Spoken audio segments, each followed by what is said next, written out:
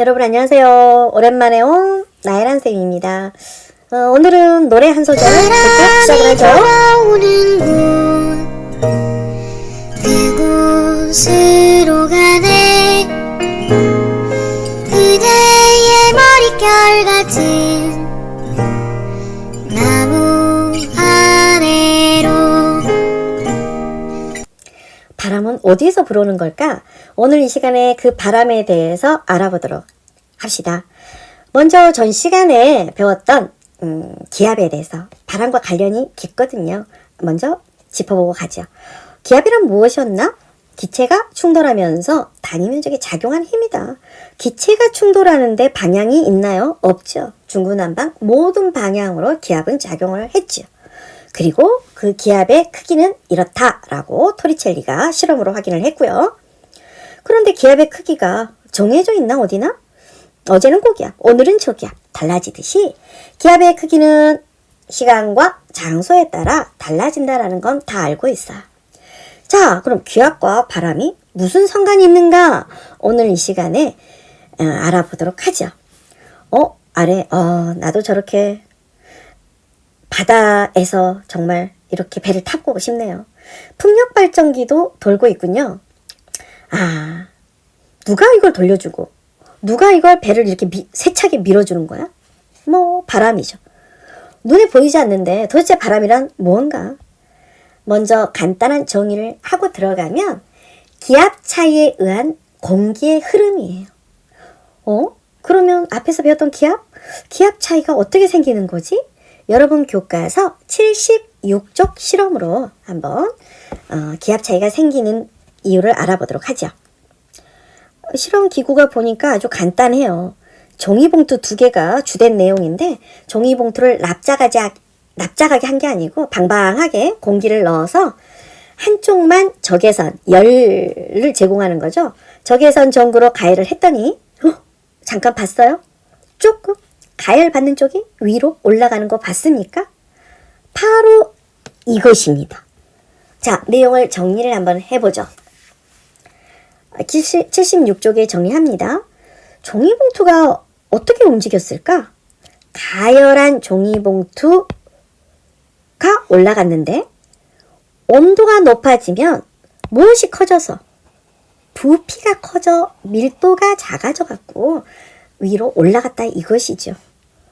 그러면 그것과 무슨 상관이 있나? 자, 지표면의 한 부분이라면 어떻게 되는가? 가열된 부분의 공기가 지표도 G보다 가벼워져 상승하고 바로 공기가 빠져나가 버리면 그 지표면 주변은 공기가 밀도가 작아져서 기압이 낮아진다라는 것인데 이렇게 말만 들으면 잘 모르겠죠? 자, 그 예를 선생님이 도식화된 그림으로 한번 표현을 해봤어요.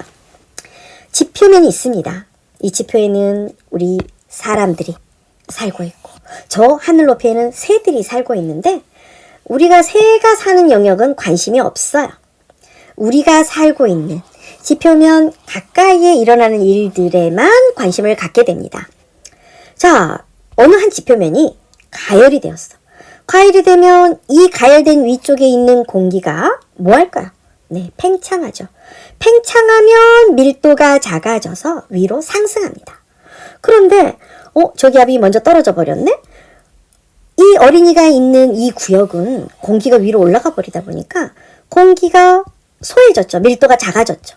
그러면 공기에 충돌하는 횟수가 기압인데 충돌 횟수가 줄었겠죠. 당연히. 바로 이 지역은 주변보다 저기압이 형성이 되고요. 반대로 어느 지역이 차가워. 상대적으로. 차가우면 그 차가운 곳에 있는 위에 있는 공기는 뭐 될까? 차가우니까 냉각이 되어서 수축합니다. 수축하면 밀도가 커져갖고 무거워져서 아래로 하강을 하죠.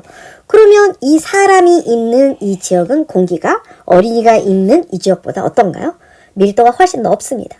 공기가 수도 없이 가서 부딪히면서 충돌을 많이 하겠죠. 기압이 어쩔 것이다. 상대적으로 어린이 있는 구역보다 고기압일 것이다. 바로 지표가 가열되는 곳에서는 저기압이, 냉각이 되는 곳은 고기압이, 이렇게 기압 차이가 발생을 분다라는 거지. 이 내용을 간단한 그림을 정리해보면 이쪽은 그림으로 보아서 무슨 기압? 고기압. 어린이가 있는 쪽은 저기압이 형성이 됩니다. 고기압과 저기압. 공기가 단단한 고체 덩어리도 아닌데 여기는 아주 밀하고 여기는 소예요. 그대로 멈춰 있겠어요? 아니죠. 바로 고기압에서 저기압으로 공기가 이동을 합니다. 바로 이 이동한 것을 무엇이라고 하느냐? 바람이라고 하죠. 공기가 고기압에서 저기압으로 수평 방향으로 이동하는 공기의 흐름을 바람이라고 해요. 바람은 거의 물과 좀 비슷하죠. 맞습니다.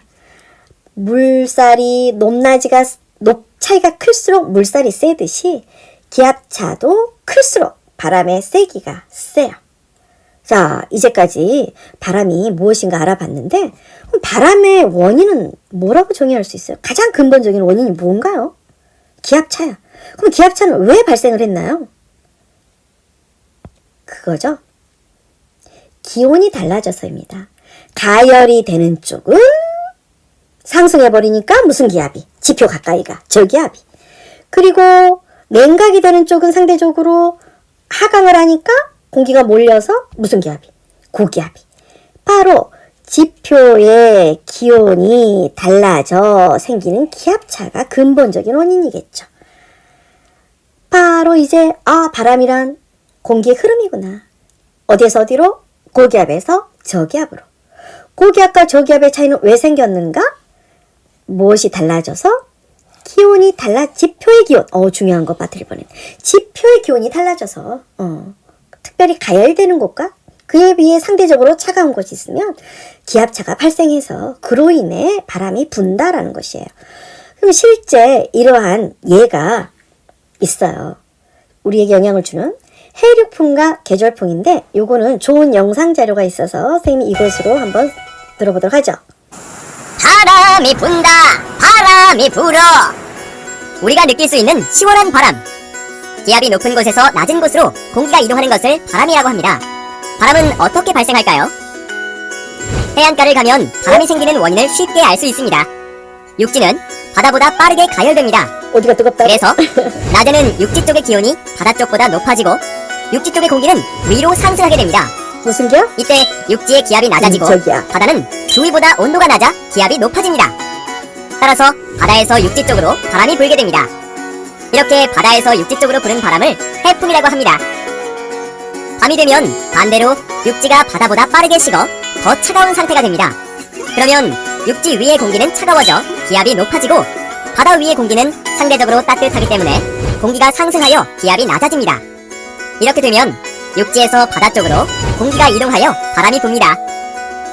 육지에서 바다 쪽으로 부는 바람을 육풍이라고 합니다. 이처럼 해안에서 하루를 주기로 풍향이 바뀌는 바람을 해륙풍이라고 합니다. 한편 해륙풍과 같은 원리로 여름과 겨울에 대륙과 해양의 온도 차이로 인해 1년을 주기로 풍향이 바뀌는데 이를 계절풍이라고 합니다. 자, 해륙풍과 계절풍을 한번 정리를 해보도록 하겠습니다.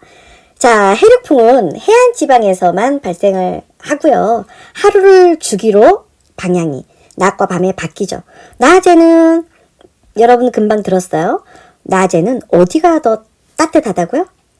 낮에 혹시 여름에 백사장에 가봤나요?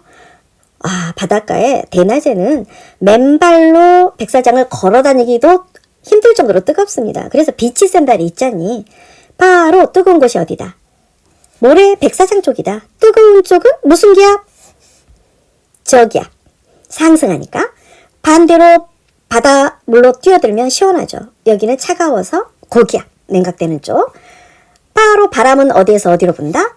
고기압에서 저기압으로 부는데 이 바람을 육풍이라고 하나요? 육지에서 부는 바람? 바다에서 부는 바람? 해풍이라고 하나요? 국제적으로 바람의 방향을 정하기를 어디에서 불어오느냐로 정했어요. 왜? 우리 인간 중심으로 생각을 해요. 바람이 지나가 버린 바람 나하고 내 관심이 있나요? 그 바람이 어디서 불어오느냐만 내가 관심이 주로 있어요. 하니까 어디서 불어오느냐로 바람에 이름을 붙입니다. 지금 이 낮에 부는 바람은 바다에서 불어오니까 바다 해자를 써서 무슨 풍이다? 해풍. 어디서 불어오느냐? 그럼 밤엔 백사장 여기서 텐트 치고 너무 시원하게 텐트만 쳐도 괜찮겠다. 텐트도 안 치고 그냥 거기서 자버렸어. 잘못하면 입 돌아갑니다. 왜?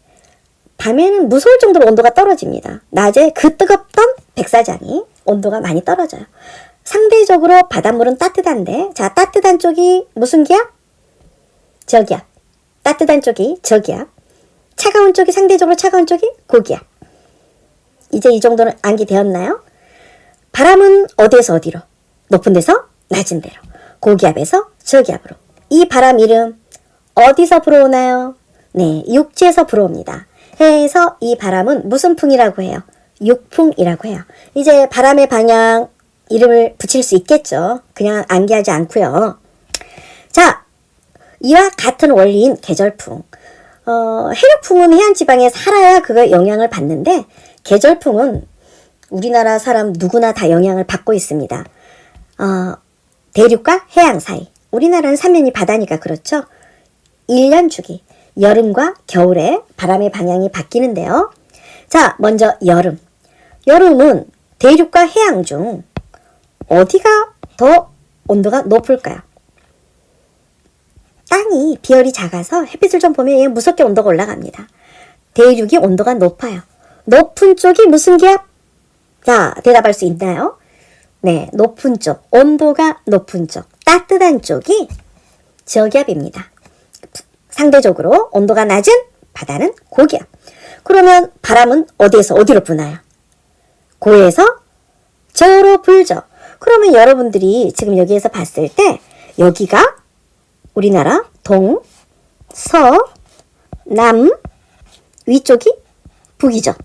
그럼 이 바람의 방향, 우리나라 중심으로 어디서 불어왔습니까?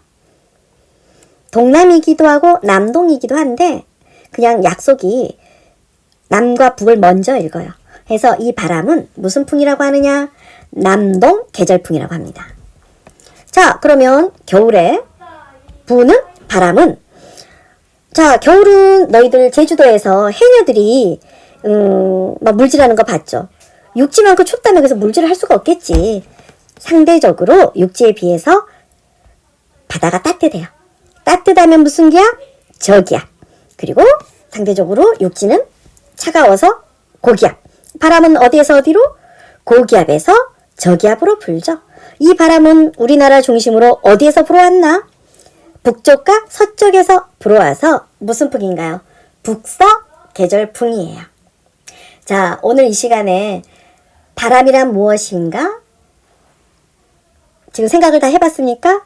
기압차에 의한 수평 방향의 공기 흐름이다. 그러면 기압차는 왜 발생했나? 지표의 불균 등 가열로 중요한 거. 온도가 좀 높으면 따뜻하면 무슨 기압이었나요? 저기압. 온도가 상대적으로 차가운 쪽이 고기압. 그래서 바람은 고기압에서 저기압으로 분다. 자, 여기까지 정리 다 되었나요?